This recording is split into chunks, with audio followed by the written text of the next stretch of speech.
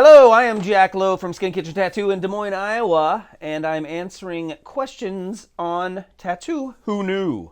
And today's question is, why is it not advisable, or even most places, like here in Iowa, it's illegal, against the law, to get a tattoo while you are under the influence of drugs or alcohol?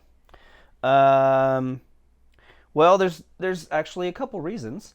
Because one, you can't make good decisions, or as good as you might think, or they think that you make good decisions when you're intoxicated.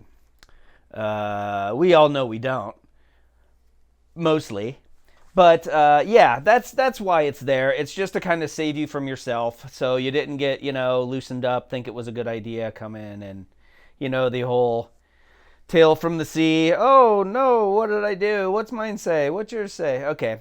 So yeah, that's the legal part of it. The other side of it, on the artist side though, is it thins your blood out. Alcohol does. And even some medications will do that. It'll thin your blood. So if you poke a hole in something, it'll leak, and it'll leak a lot more if it's full of water than syrup. Although you don't want your blood like syrup. Unless you've eaten a lot of syrup, then you're definitely on your way to being a diabetic. But that's beside the point. And that's a whole other question. But anyway, yeah, it's just not a good idea.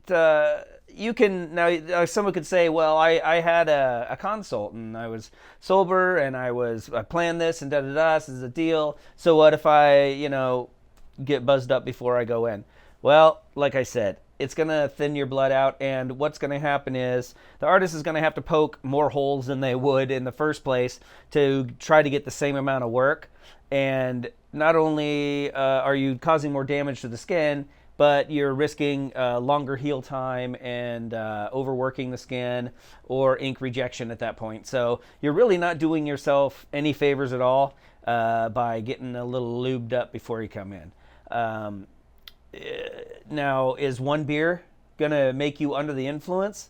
Probably not. If it's probably gonna be at least an hour, and from where where you had lunch to get to the shop to actually get going and all that. So I usually tell my clients it's not a big deal if you have one at lunch, maybe two or whatever. By the time we get going, not only are you not going to be influenced, that's not enough alcohol to affect your blood, and you're good to go.